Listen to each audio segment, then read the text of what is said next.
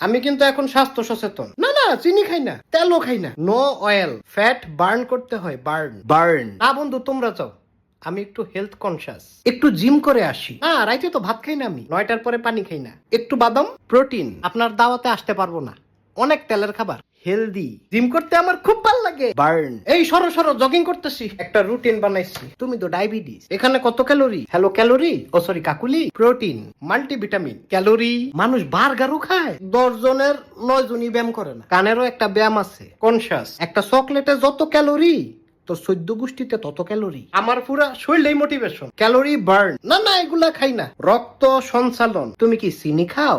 ভাই।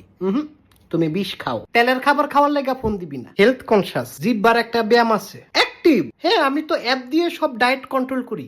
তুমিও করো করো, আল্লাহ মাফ করুক। তুমি কি জিম করো না? Green tea, burning burning burn. আমি আর খাইতে পারবো না কাঁচা পেঁপে।